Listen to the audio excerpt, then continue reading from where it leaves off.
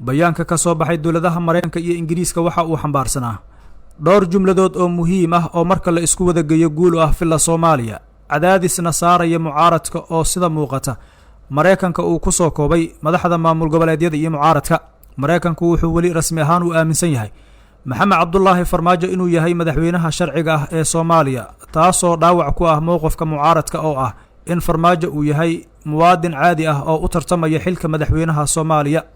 Maraykanku waxa uu ka soo horjeedaa in shuruud lagu xiro wada hadalka cusub taasoo duraysa hadalkii shalay ee Puntland teeda kale Maraykanku waxa uu ka soo horjeedaa in marka wada hadalku bilowdo la isku adkeeyo ama koox kasta kooxda kala dalab cusub hor dhigto ama sidii horaanba u dhici jirtay dhinac yiraahdo koox kale ha lagu soo daro wada hadalka Maraykanka sidoo kale waxa uu ka soo horjeedaa in mucaaradku ciidan isticmaalo si uu u gaaro ujeeddo siyaasadeed si kale haddii aan u dhigo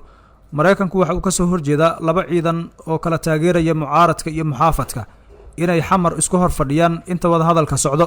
isku soo wada duubo fariinta laga dhex fahmi karo bayaanka Maraykanka iyo Ingiriiska ayaa waxa laga dheehan karaa fariin ku socota madaxda maamul goboleedyada qaar iyo musharaxiinta mucaaradka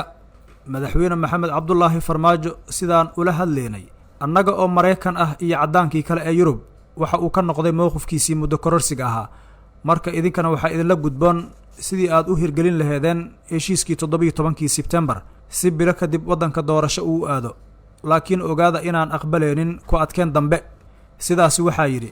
dawladaha Maraykanka iyo Ingiriiska oo bayaankan si wada jir ah u soo saaray waxa xusid mudan inay caddahay inuusan Maraykanku ictiraafsaneen midowga musharaxiinta iyo golaha badbaadada qaran intaba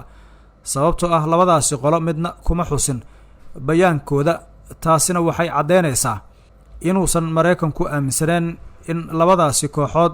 qayb ka yihiin wada hadalka u dhaxeyn doono dawlad goboleedyada iyo dawladda dhexe ee Soomaaliya